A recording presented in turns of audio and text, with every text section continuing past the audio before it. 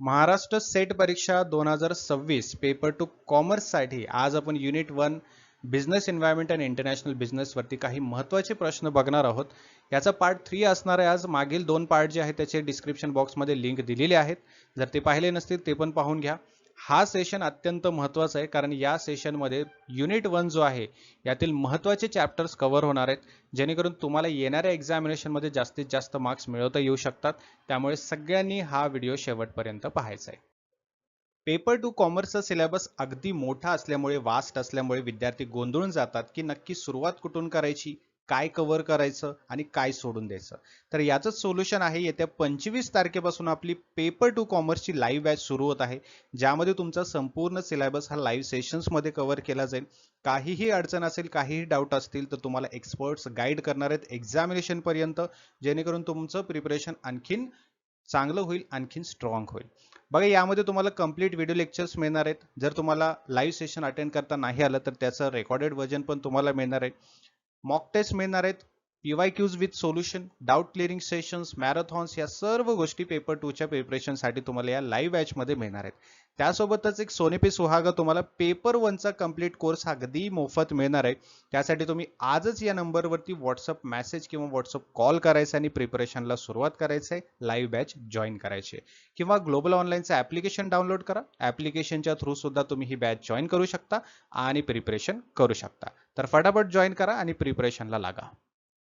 मागच्या पार्टमध्ये एक प्रश्न विचारला होता. तो प्रश्न असा होता की which of the following is not included in the current account of balance of payment. तर त्याचा राईट आन्सर आहे option C, foreign direct investment. Okay, FDI जो आहे हा करंट अकाउंटमध्ये येत नाही. यामध्ये म्हणजे करंट अकाउंटमध्ये देशाचे दैनंदिन आंतरराष्ट्रीय व्यवहार असतील किंवा आर्थिक व्यवहार असतील याचा समावेश होतो, जसं की वस्तूची आयात निर्यात आहे, सर्व्हिसेस एक्सपोर्ट इम्पोर्ट आहेत, इंटरेस्ट आहे, राईट, त्यासोबतच रेमिटन्सेस आहेत. या सर्व गोष्टी करंट अकाउंटमध्ये येतात.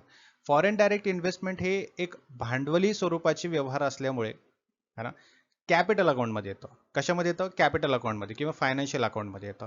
हे करंट अकाउंटमध्ये येत नाही. आलं लक्षात? त्यामुळे याचा राईट आन्सर आहे option C, foreign direct investment, जो की कॅपिटल अकाउंटमध्ये येतो, करंट अकाउंटमध्ये येत नाही. पुढील प्रश्न असा आहे की GATS agreement under WTO is related to. आता गॅट्स करून एक ॲग्रीमेंट आहे, त्याचं नाव आहे general agreement on trade in services. Okay, आता हा प्रश्न काय म्हणतोय, हा जो गॅट्स WTOच्या अंडर येतो तो कशाशी संबंधित आहे? Agriculture, textile trade, trade in services की इन्व्हेस्टमेंट मेजर. आता त्याच्या नावातच लिहिलेलं आहे की बाबा general agreement on trade in services, तर ऑब्व्हियसली तो कशाशी संबंधित असणार आहे? Trade in services, right. मग हा करार सेवांच्या आंतरराष्ट्रीय व्यापाराशी संबंधित आहे, बरोबर. याचा उद्देश काय? जसे की मेंबर कंट्रीज आहे त्यांना सेवांच्या व्यापारात प्रोत्साहन देणे, जे काही सर्व्हिसेस असतात या सर्व्हिस सेक्टरमध्ये अडथळे कमी करणे, जे काही कॉम्पिटिशन असतं ते कॉम्पिटिशन क्लायमेट जो आहे, कॉम्पिटिशन एन्व्हायरमेंट जो आहे, तसं एन्व्हायरमेंट तयार करणं, निर्माण करणं, जेणेकरून फ्री ऑफ ट्रेड होईल, बरोबर आहे ना. सो हे वर्ल्ड ट्रेड ऑर्गनायझेशन याच्या अंतर्गत जो गॅट्स ॲग्रीमेंट आहे त्याचे उद्दिष्टे असे आहेत, हे लक्षात ठेवायचं आहे. पुढचा प्रश्न अत्यंत महत्त्वाचा आहे. जर तुम्ही नेट देत असाल किंवा सेट देत असाल, दोन्हीसाठी महत्त्वाचा आहे. इथे एक विचारलंय की टर्म डम्पिंग मीन्स, डम्पिंग करून एक टर्म आहे, त्याचा अर्थ काय? A, selling goods at a high price abroad, म्हणजे परदेशामध्ये जास्त किमतीने विकणं, की option B, selling goods below cost in a foreign market, किंवा जे काही परदेशी बाजार आहे त्याच्यामध्ये वस्तू खर्चापेक्षा कमी किमतीत विकणं, ऑप्शन सी, रेस्ट्रिक्टिंग एक्सपोर्ट, निर्यातीवर निर्बंध आणणे, की ऑप्शन डी, इम्पोर्ट सबस्टिट्यूशन, म्हणजे आयातवरती पर्याय निर्माण करणे.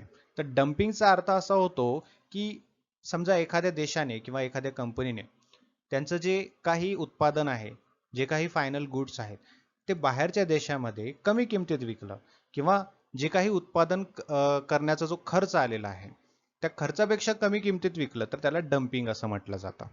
ओके, मग याचा हे करण्याचा उद्देश काय, हे का करते कंपनी असं? तर परदेश व्यापार जो आहे किंवा बाहेर देशातलं जे मार्केट आहे है ना, त्या मार्केटमध्ये एंट्री करण्यासाठी, ते मार्केट मिळवण्यासाठी, त्या मार्केटमध्ये काबीज करण्यासाठी, जे काही स्थानिक स्पर्धक आहेत त्यांना कमकुवत करण्यासाठी, जे काही मार्केट आहे त्या मार्केटवरती कंट्रोल आणण्यासाठी, हे असे टेक्निक्स, डम्पिंग टेक्निक्स जे आहे ते वापरले जातात. ठीक आहे. So dumping means what? Dumping म्हणजे उत्पादन करताना जो खर्च आलाय त्याच्या खर्चाचे कमी किमतीमध्ये वस्तू विकणं, त्याला डम्पिंग असं म्हटलं जातं. पुढील प्रश्न, which of the following is not component of business environment? खालीलपैकी कोणता व्यवसाय पर्यावरणाचा घटक नाही?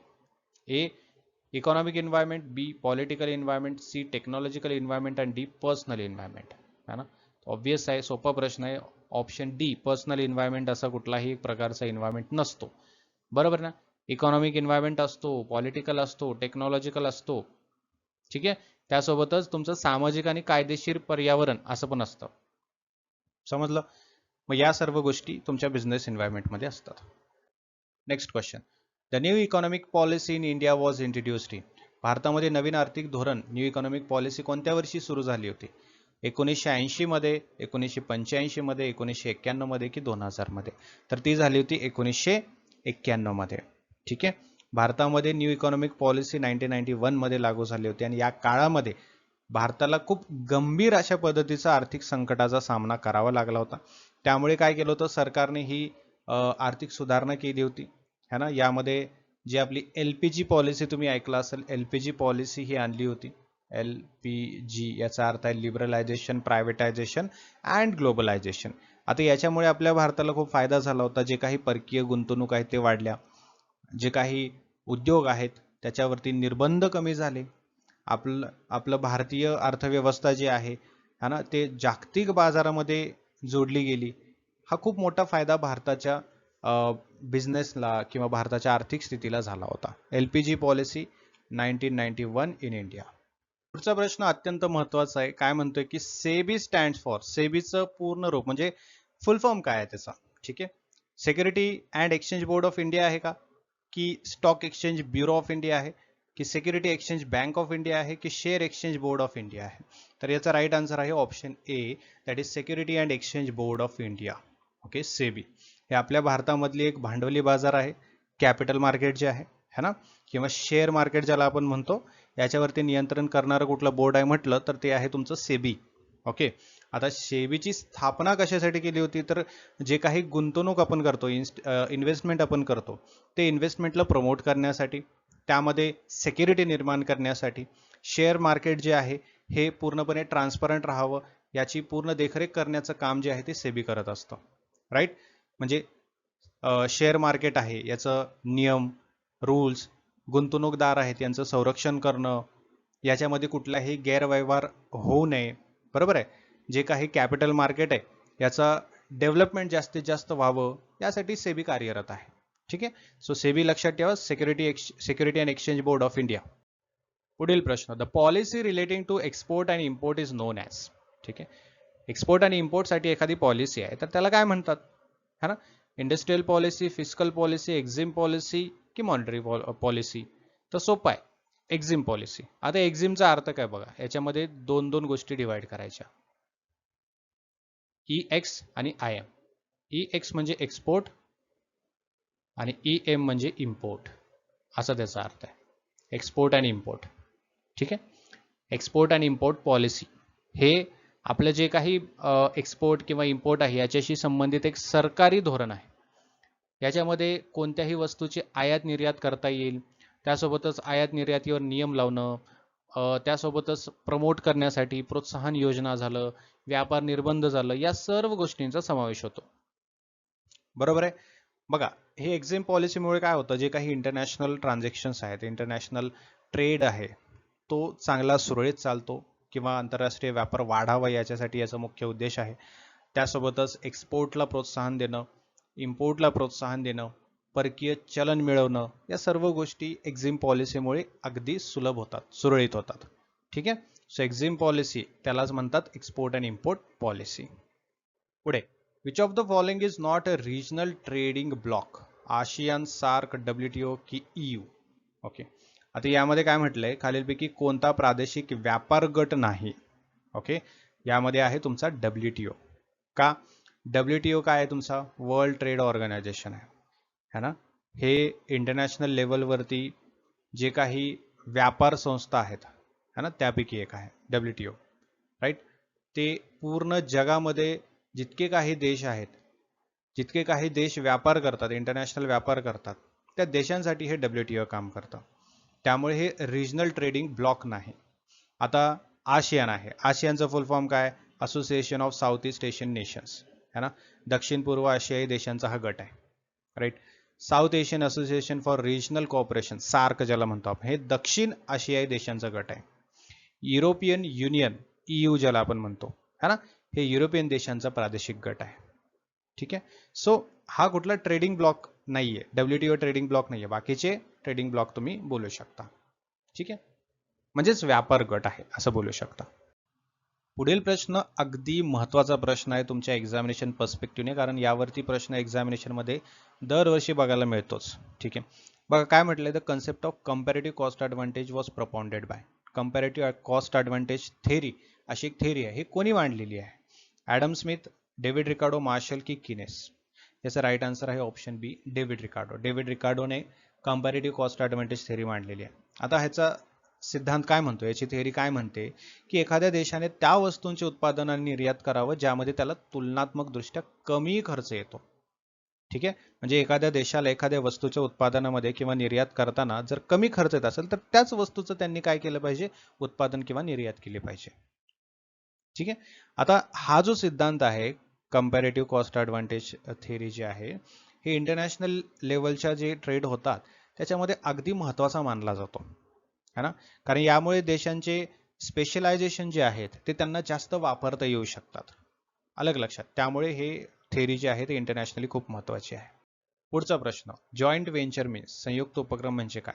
गव्हर्नमेंट ओनरशिप ऑफ बिझनेस, की business owned by one country only, की option C collaboration between 2 or more business firms, और एक्सपोर्टिंग विदाउट इन्व्हेस्टमेंट? काय असू शकतं जॉईंट व्हेंचर? जॉईंट व्हेंचर म्हणजे ऑप्शन सी, 2 किंवा अधिक व्यावसायिक संस्थांमधील सहकार्य, म्हणजे 2 किंवा त्याच्यापेक्षा जास्त है ना कंपनी जर असतील, त्या कंपन्यांनी एखादा व्यवसाय असेल, एखादा प्रकल्प असेल, एखादा उद्योग असेल, राईट, त्याचं एकत्रितपणे चालवलं गेलेलं कार्य म्हणजे तुमचं जॉईंट व्हेंचर आहे. याच्यामध्ये भांडवल असेल, तुमची टेक्नॉलॉजी असेल, तुमचे स्किल्स असतील है ना, हे एकत्रितपणे केले जातात, हे एकत्रित करतात आणि तसं काम केलं जातं. जे काही नफा असेल तो वाटून घेतला जातो, जे काही रिस्क असेल ते वाटून घेतली जाते, नवीन नवीन बाजारपेठा असतील तिथं प्रवेश करायला सोपं पडतं, बरोबर आहे, त्याला जॉईंट व्हेंचर असं म्हटलं जातं. ओके, आता भारताच्या दृष्टिकोनातून जर बघितलं तर भारतीय आणि विदेशी कंपनी है ना, समजा नवीन एक बिझनेस करत असतील किंवा बिझनेस नाही म्हणता येणार, एखादा प्रोजेक्ट करत असतील तर त्याला आपण जॉईंट व्हेंचर म्हणत असतो. समजलं, असं जॉईंट व्हेंचरचा अर्थ होतो. पुढील प्रश्न काय म्हणतोय, multinational corporation generally operate in one country only, rural areas, more than one country, और डोमेस्टिक मार्केट्स ओनली? ठीक आहे, फक्त एका देशात, फक्त ग्रामीण भागात, एकापेक्षा अधिक देशामध्ये, की फक्त देशांतर्गत बाजारपेठेतच? याचं उत्तर तुम्हाला द्यायचं आहे कमेंट बॉक्समध्ये. ठीक आहे, आणि सगळ्यात महत्त्वाची गोष्ट म्हणजे काय, येत्या 25 मे पासून पेपर टू कॉमर्सची लाईव्ह बॅच सुरू होत आहे. यामध्ये तुमचं पेपर 2 बद्दलचं सर्व डाऊट्स क्लिअर होणार आहेत, जसं की तुम्हाला सिलेबस कसा कव्हर करायचा आहे, एखादं युनिट अवघड जात असेल तर ते कसं प्रिपेअर करायचं आहे, तुमचं स्टार्ट पासून ते एक्झाम होईपर्यंत सर्व प्रिपरेशन प्रॉब्लेम्स यामध्ये सॉल्व्ह होणार आहेत. कारण सब्जेक्ट एक्सपर्ट तुम्हाला नेहमी गाईड करत असतील. तुम्हाला कधीही कसलीही अडचण असेल तर तुम्ही सब्जेक्ट एक्सपर्टला विचारून तुमचं सोल्युशन काढू शकता, राईट. बघा, तुमचा पेपर 2 कॉमर्सचा संपूर्ण सिलेबस हा लाईव्ह सेशन्समध्ये कव्हर केला जाईल. एखादा दिवस जर तुम्हाला लाईव्ह सेशन अटेंड करता नाही आला तर तुम्हाला रेकॉर्डेड सेशन त्याचा मिळेल, जेणेकरून तुमचं प्रिपरेशन कन्सिस्टंटली कंटिन्युटीमध्ये चालत राहील. त्यासोबतच तुम्हाला नोट्स मिळणार आहेत, मॉक टेस्ट मिळणार आहेत आणि स्टडी मटेरियल्स मिळणार आहेत, जेणेकरून तुम्ही तुमचं प्रिपरेशन आणखीन स्ट्रॉंग करू शकता. आणि सगळ्यात महत्त्वाची गोष्ट म्हणजे तुम्हाला पेपर 1चा कम्प्लीट कोर्स जो आहे हा यामध्ये फ्री ऑफ कॉस्ट मिळणार आहे, जेणेकरून तुमचं पेपर 1चं सुद्धा प्रिपरेशन पेपर 2 सोबत होत राहील. ओके, तर अजिबात उशीर नाही करायचा, या नंबरवरती व्हॉट्सअप मेसेज किंवा व्हॉट्सअप कॉल करायचा आणि प्रिपरेशनला सुरुवात करायची, किंवा ग्लोबल ऑनलाईनचं ॲप्लिकेशन डाउनलोड करायचं, ॲप्लिकेशनच्या थ्रू पण तुम्हाला ही बॅच जॉईन करता येईल. ठीक आहे, तर उशीर करू नका, लवकरात लवकर जॉईन करा आणि प्रिपरेशनला सुरुवात करा. बघा, ॲप्लिकेशनच्या थ्रू कसं जॉईन करायचं आहे, प्ले स्टोअरवरती जायचं, ग्लोबल ऑनलाईन ॲप्लिकेशन सर्च करायचं, हा ॲप्लिकेशन दिसेल तो इन्स्टॉल करून घ्यायचा आहे. ओपन केल्यानंतर तुम्हाला इथे खाली एक स्टोअर म्हणून ऑप्शन दिसेल, त्यावरती क्लिक करायचं आहे. स्टोअरमध्ये तुम्हाला एक सर्च बॉक्स दिसेल, सर्च बॉक्समध्ये तुम्ही Maharashtra set paper 2 commerce search केला की हा कोर्स तुम्हाला दिसेल, त्यावरती क्लिक करायचं आहे, बाय नाव वरती क्लिक करायचं आहे, तुमचा कोर्स तुमच्यासाठी अवेलेबल होऊन जाईल. त्यामध्ये तुम्हाला लाईव्ह सेशन्स दिसतील, जे रेकॉर्डेड सेशन आहे त्याचा पूर्ण कंटेंट दिसेल, स्टडी मटेरियल सर्व गोष्टी तुम्हाला ॲप्लिकेशनमध्ये मिळून जातील. आणि या व्यतिरिक्त काहीही तुम्हाला प्रश्न विचारायचे असतील तर कमेंट बॉक्समध्ये विचारू शकता. त्याचं सोल्युशन मी तुम्हाला नेक्स्ट सेशनमध्ये देईन. Thank you so much. Have a great day. See you in the next session.